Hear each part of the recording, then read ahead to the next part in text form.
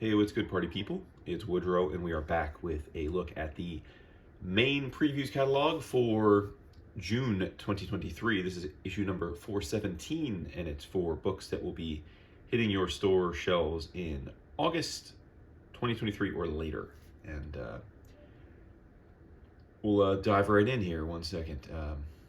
I'm going to go through the PDF version of it today because it was easiest to arrange for this here filming, but bear with me as we do a lot of scrolling without a lot of commentary because we've got hundreds of pages to get through very quickly. So you may get motion sick, and I apologize for that, but I don't know what else I can do because this is the easiest way to get this video done and into your hands early enough such that you can actually theoretically use it to help you decide on what you're interested in ordering this month. So now it's rather sad. I'm sure many of you have heard the news that Image Comics is going to be leaving the Diamond world, which means no more Image in the main previews. And in fact, at least to this point, as I understand it, there will be no Image solicit preview copy anywhere. They will not have a Image previews or Image Connect like DC does or Marvel does. It will just be online solicits that you will have to seek out yourself, or that we will have to seek out ourselves. So kind of a bummer, but maybe they'll reconsider that. As is always, a big chunk of what we're excited about is coming out of Image. We've got The Sacrificers, which is written by Rick Remender, who I'm always going to give a big chance to, with art by Max Fiumara and Dave McKeag, which is a great creative team. Super stoked that Rick is back and we're pairing up with Max. So, I wouldn't need to see anything other than the creators involved to order this, but certainly the solicit and the preview art should help pull you over if you were unsure. It looks fantastic. Cannot wait. Probably less excited. Here is the Schlub #1. It's written by Kenny Porter and our friend Ryan Stegman, who's normally on the art chores, with art by Tyrell Cannon. So I'll be picking it up because I'm big fans of Ryan and Tyrell. So hopefully it's cool, but I can't say that I love the title. It says, failing dentist Roger Dalton blames the world for his problems until he's body swapped with the world's greatest superhero. Can Roger save Earth and finally prove his family that he's not a loser? Are we all doomed? So, bit of a take on the comedy superhero vibe. I think, as I've said many times, comedy is very subjective, so it's a risk, but one I will at least support for the first issue. The Cull. It's nice to see. We've got Kelly Thompson fresh off of her first creator-owned work in a long, long time with Black Cloak, and she's following it up here with The Cull, another 5-issue miniseries, this time with art by Mattia De Iulis, who she's worked with at Marvel in the past. I know certainly on a Black Panther series, an online series, if not other things too. So this has got Something is Killing the Children horror vibes mixed with the Goonies adventure as 5 friends set off to shoot a short film on a forbidden rock near their home in the summer before they all go their separate ways. But that's not really why they're there. One of them has lied, and that lie will change their lives forever. Big fan of Kelly as a writer, so I will be checking this out, absolutely. And you've got a giant kaiju showing up right there, which, certainly is one way to draw us in. This is interesting. We've got a crime comic here called The Enfield Gang Massacre. It is written by Chris Condon with art by Jacob Phillips, who is the team behind That Texas Blood. But what really gets me excited here is that it is a Western. And how often do we say that we very rarely get well-done Western comics anymore? And this is set back 150 years ago. So I have very, very high hopes that this whets that part of my appetite that I rarely get a chance to. We've got Kaptara coming back, which is something I never thought we'd see. Kaptara was a creator-owned foray by Chip Zdarsky and Kagan McLeod before Chip was like household Marvel guy, DC guy. And it's just funny how much Chip has become front and center now as a mainstream writer. He was more of an indie, quirky creator back then, mainly known as the artist that he was doing art for Matt Fraction on that sex book. I am a huge fan of Kagan McLeod. I think and I'm not humble bragging here, but I think I am the first person to ever buy original art from Kagan McLeod from his amazing book, Infinite Kung Fu. If you listen to the podcast archives and you dig up we did a episode where we talked about our 20 favorite comics of the prior decade, and Infinite Kung Fu was in my list. It was, I believe, number 2. Huge fan of the book, and Kagan wrote and drew it. So, love to see this. Now, admittedly, I didn't care so much for the original run of Kaptara, so it is a humor book. As I said, humor is subjective, so your mileage may vary there, but I certainly know that the art is going to be on point. If you remember the Luna brothers, it looks like they've had some kind of falling out. Now Jonathan Luna is working with another writer, Crystal Wood. No idea if there was beef between the brothers, what happened there. I think they did some pretty cool stuff back in the day. The Sword being atop that list. I got to be at this art. The cover looks really, really basic, so it doesn't reel me in. This would be one because we were privileged enough to get review copies digitally of Image stuff. I'll certainly read the review copy and see if it's worth picking up otherwise, but I don't think I would pre-order this otherwise. This is super cool. You know about this if you've listened to the show, because our man Tony Felice was on the show talking about it. We've got a Local Man Gold one-shot where Tim, Seeley, and Tony pull together lots of different characters from different creator-owned books, including Cyberforce and Street Angel and Love Everlasting and a bunch of other cameos. I think it's super fun. It's really right on brand with the idea of this being a throwback to 90s Image, and it's such a great idea, and I'm pretty stoked for it, as I hope you are too. We've got a kind of disappointing trade solicit for the Ambassadors. I was hoping for a hardcover, c'est la vie, but certainly we have talked about every issue of the Ambassadors to date, and we'll likely talk about the final issue next week, now that once Vince and Dap have read it. And so I can recommend you the work. I can't necessarily recommend you the format, though. We've got a reprint of the Aerosmith trade. We've got a bunch of trade paperbacks of some recent series that I'm not reading. I did not read Class War or Hexware. Gave Last Barbarians a try. Wasn't for me, but Dap and Vince certainly have enjoyed it. We've got a compendium of the Remender, Greg Tocchini, Dave McKeag series Low, which was awesome. Definitely recommend that if you haven't read it yet. Got a Nailbiter compendium, the trade of Nightclub, another Miller book that we've been reading. Lots of trades from Image this month. I don't know what's going on there. Plush, Little Monsters. I just spoke about Little Monsters on last week's episode. Magic Order Volume 4. We're going to talk about that in the next week or two, because we're finishing that series up as well. Again, more and more trades here. I'm just going to kind of scroll through them at this point. Okay, now we're into the single issues. Not reading Antarctica, not reading Arcade Kings or Battle Chasers, or we've got this big game, of course, is Miller's big event book with Pepe Larraz on art. This pulls in all his characters from all the last 10 years of miniseries. So that is definitely, I expect that to be just crazy over-the-top fun, and I have enjoyed the vast preponderance of those miniseries, which draw the characters in, so I expect this to be pretty dope. Plus, Pepe Larraz drawing this stuff is going to be crazy. Bone Orchard Tenement, of course, I'm always here for Lemire. I'm always here for a Lemire Sorrentino pair-up, so that's an easy one. I read the first issue of Dead Romans, didn't like it enough to keep going. Not reading Deep Cuts. I am reading Firepower, but I'm reading that in trade form, oddly, because I got the first trade on a sale and then just decided to keep buying it that way. Not reading those. I Hate Fairyland continues apace. It's our boy, so shout out to that. Immortal Sergeant, I'm waiting for this to be finished. I read the first issue and then thought, no, you know what? Let me hold off and read all this at once, because I think that's how it's meant to be consumed. Not reading the Layman book or Indigo Children or Junk Rabbit. We've got the end of the second arc of Kaya here, which is certainly worthy of your attention. Love Everlasting continues to be fantastic. We've got another end of a Monstrous story arc. I've been reading that in the hardcovers ever since we did a book of the month of it. So I believe we're fast approaching the point where I will get the fourth hardcover, third or fourth, I think the fourth, yeah.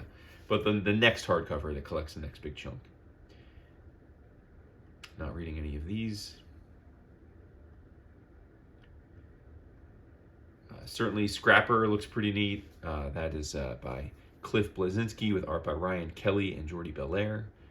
Cliff Bleszinski is otherwise known as Cliff B, and he's a very well-known, in the video game world, a very well-known video game creator.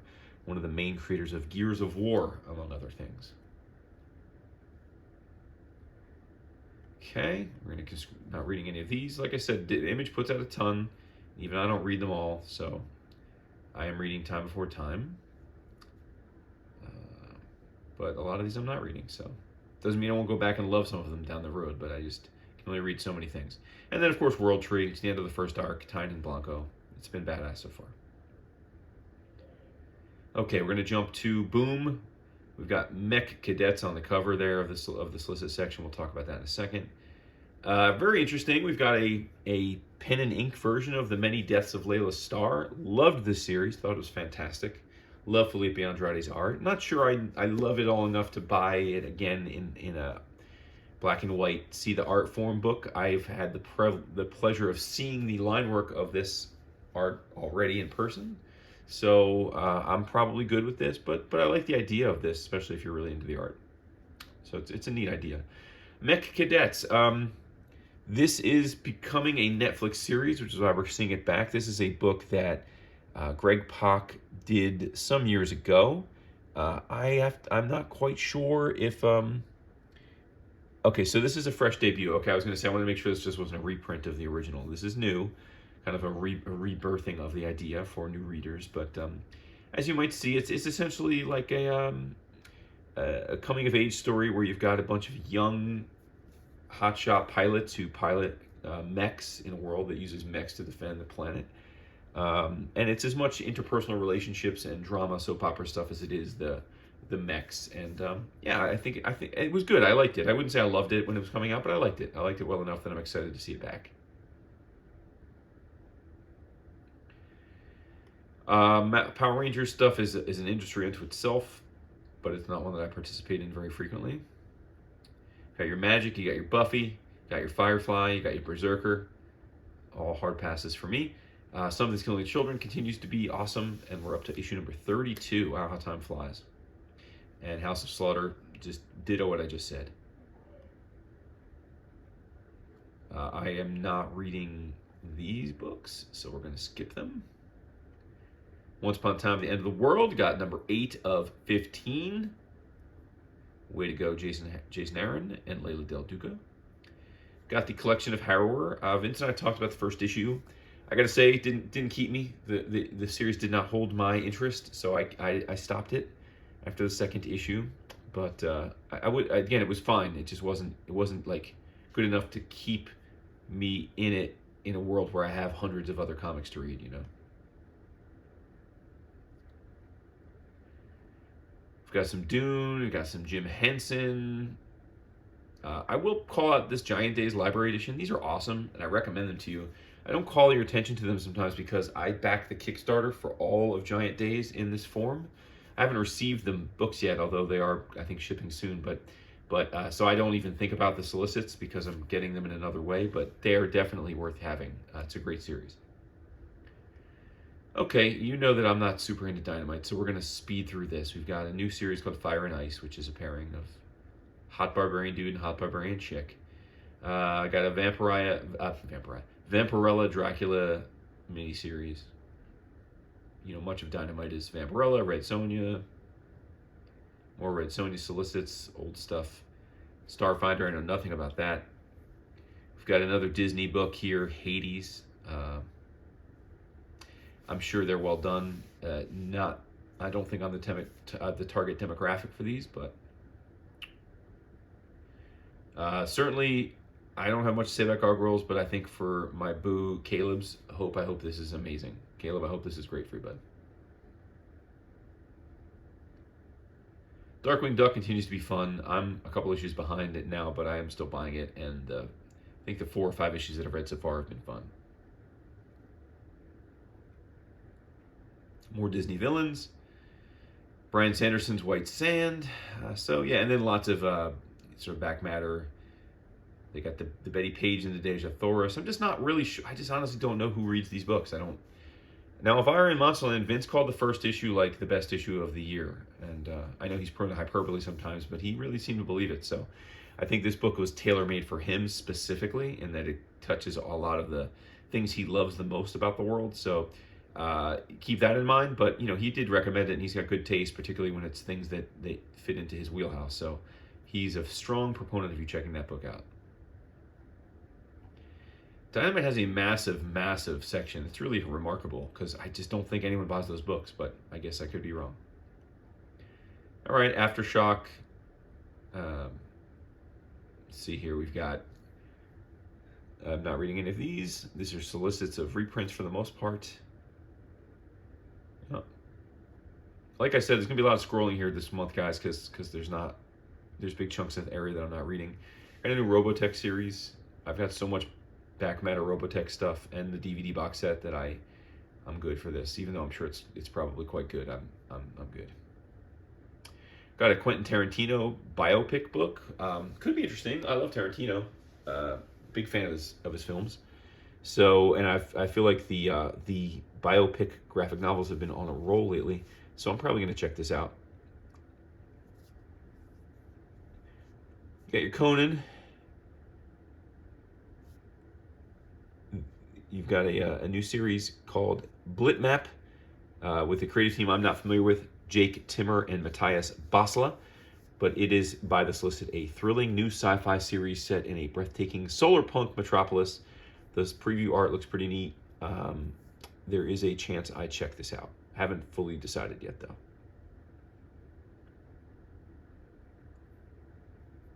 Got some Titan manga. And some more Conan.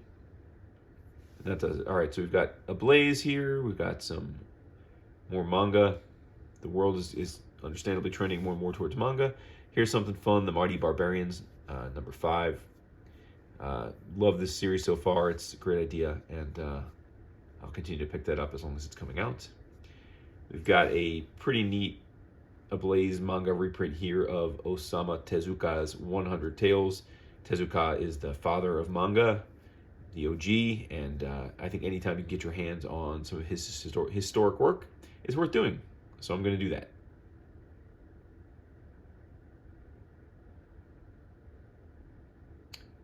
Okay. And Frank Miller Presents is going to get skipped right over. A new solicit called Opus, which doesn't have anything remotely that appeals to me.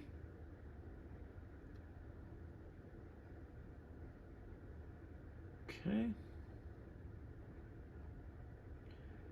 What have we got here? We've got Massive Publishing. Massive. Don't think there's anything from Massive that drew my attention. And now we're at what you would be called the back half of previews, the smaller solicits. I'm never going to get used to Dark Horse being in that section. It's just it's incredible to me. I don't know what to make of it, but that is the reality that we're faced with. We've got a Black Hammer Library Edition Volume 3 hardcover. I believe that is a resolicit, though, because I feel like I already own that, but I'm going to double check. If I don't own it, if it is new, I'm going to get it for sure. I have all the Black Hammer Library Editions, but if it's pretty sure it's a resolicit.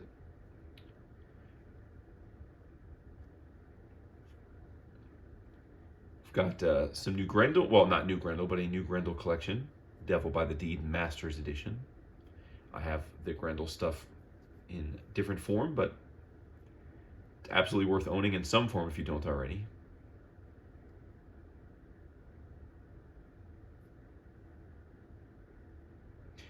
We've got IDW here also in the back now, which is weird to see. We've got a Frank Miller Daredevil Artist Edition. That is the stuff. Very, very cool. I'm sure many people will be gobbling that up. IDW is doing a little better this month, having image art. The last few months, like almost all of their solicits had this, the coming soon. So it looks like they're getting back on track. There's still some, but for the most part, they're giving you cover images, which is a step back in the right direction. The Night Eaters Volume 2 is a huge thing. The first volume was incredible. It's Marjorie Liu and Sana Takeda, the team that give us Monstrous. So super neat to see this. And then right there with that, you've got the Simpsons Treehouse of Horrors Ominous Omnibus Volume 2. We all talked lovingly about the first volume, and we're awaiting this. So those are two awesome things coming from Abrams that I'm excited to see. We've got some stuff from Abstract, which is the first trade of Parker Girls. I've been buying the issues, but some of you for waiting for the trade, there's your chance.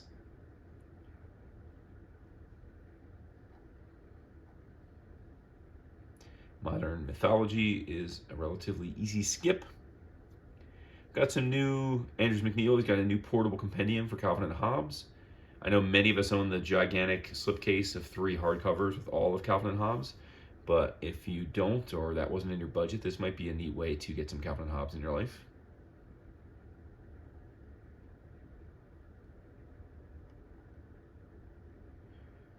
Got your Archie.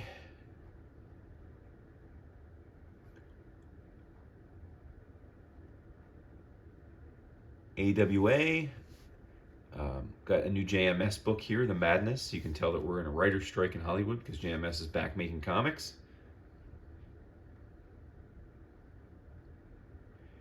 I will say one thing about AWA. They've got some pretty powerful, at least historically powerful creators. You've got Garth Ennis here with Jason Burrows on The Ribbon Queen. Ed Brisson doing a book with Charles Smith. I'm a fan of both of their talents. So, yeah, I mean, I got to say I'm not like a big AWA Upshot guy myself, but those are some definitely accomplished creative teams at a minimum.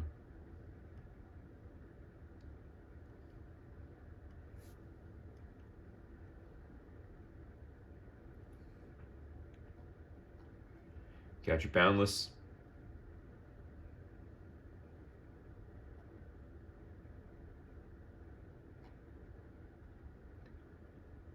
Okay. We got an illustrated version of Great Gatsby. As you can see from the solicit, it's text and image, so not quite a comic per se. It's an illustrated novel. I'm a fan of the novel. I don't know that I'll be picking that up, though.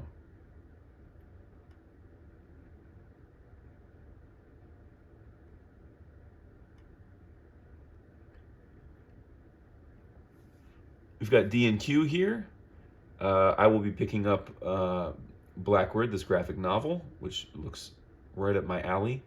The rest of the stuff is largely re-solicits. We've got a new Yoshiharu Suge collection, which is great to see. I've talked about a number of the D&Q Shuge collections that they've ported over in the last year or two, and they've all been certainly worth my time and yours, so I'll be picking that one up too.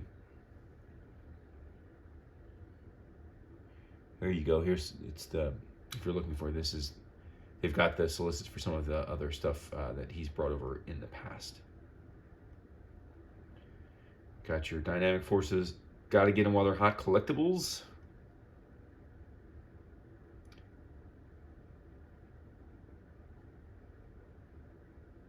Fanta is always a spot for me. I will be picking up the Cloven book 2. I have the book 1.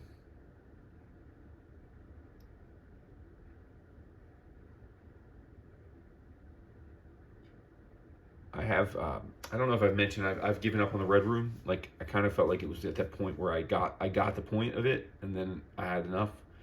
It's very well done for what it is, no question about that. And I absolutely, I don't know if you could say enjoyed given the subject matter, but I thought the first arc was certainly well done, and I have no compunction about having read it, but I feel like I don't need more of it. So, no shade though, honestly, really no shade.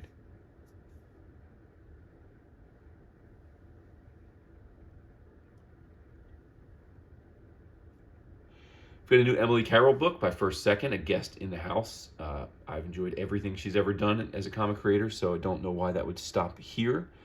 And then we've got Things in the Basement, which looks like a fun graphic novel. That's a bit of a leap of faith because I don't know much about it beyond the fact that it looks like it's a good solicit and it's by First Second, so I'm going to give it a try.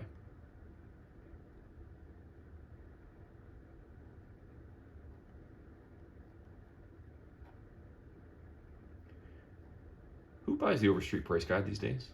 Like, to what end would you buy that? I don't understand what value it has anymore, but if there is value, someone tell me why, please. I'd really like to know.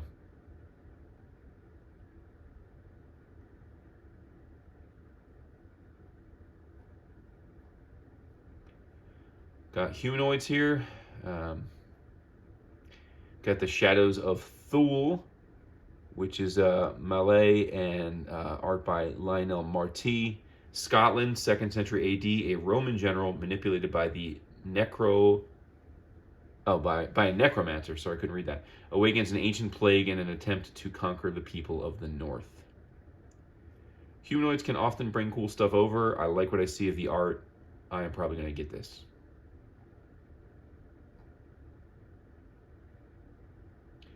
We've got a Velvet Underground bio book. Now, I got to be honest, I wouldn't have given this much thought because I don't know that I was clamoring for a Velvet Underground bio comic, but it's by Corin Shadmi, and he has done me right with Lugosi and the Twilight Man, so he has won the right to get me to read this book, even though I didn't think I would necessarily care, because I don't know that I really cared about Bela Lugosi before I read this either, and I thought it was fascinating, so absolutely going to get this as well.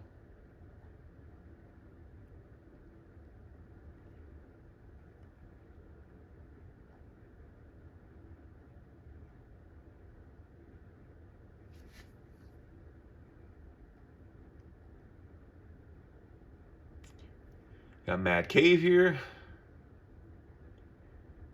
I'm sure some of these books are great. You let me know. Magnetic. We've got more Topi. Get resolicits of all of the prior collected Topi library books, many of which are absolutely worth your attention if you didn't get them when they were first solicited. Expensive to get a bunch of them all at once, though, so you might want to pick. I'd just start with the first one. I'd start with volume 1, though, if you're looking.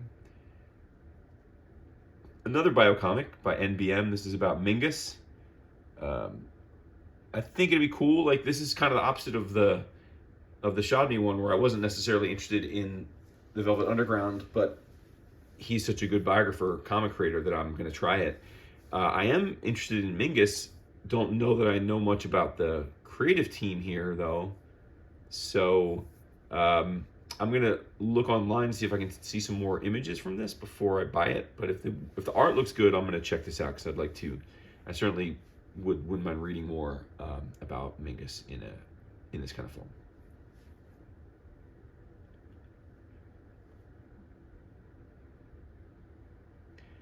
We've got Oni putting out Dwellings, which is pretty cool. This is definitely not.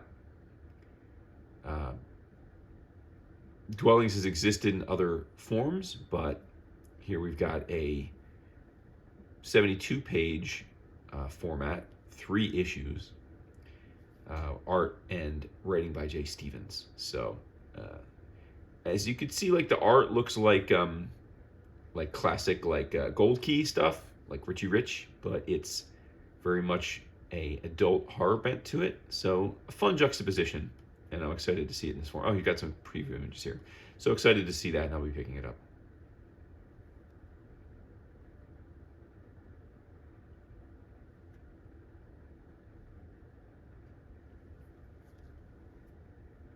Pantheon is re-soliciting Persepolis, one of the graphic novels that's often mentioned in the greatest of its kind of all time.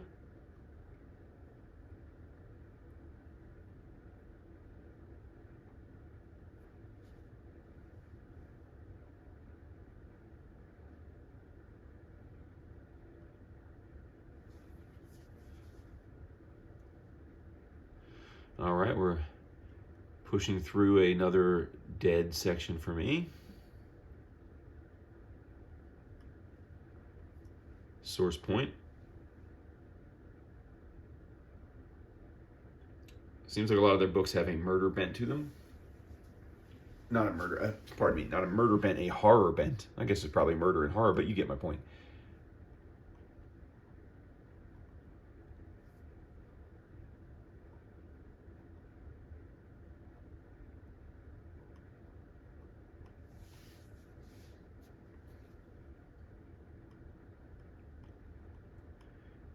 We're up to Valiant here. Very cool to see a double-sized one-shot of Barbaric. Again, wrong kind of righteous. So, a little bummed that that Nate Gooden isn't doing the art, but still cool. Still like the characters in the world. Please do consider picking up this Money Shot series with Tim Seeley writing, but our longtime friend Giselle Lagacé on art. It's going to be sexy. It's going to be naughty. So I know she's very excited about the book.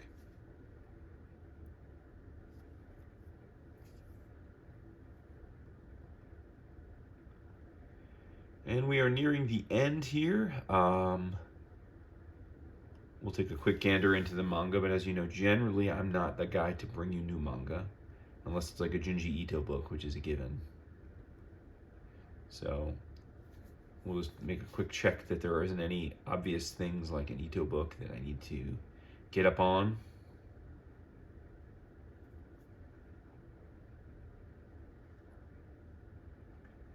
Looks like I'm safe this month. I will mention, so this is the art of the Demon Slayer. I have been watching the Demon Slayer anime with my youngest son at his request. And it's a blast. I think the anime is extremely well done, and I've really enjoyed the journey with him. So much so that I bought the complete box set of the manga. It's actually sitting right to my left here. 23 volumes already complete, so I'm going to dive into that.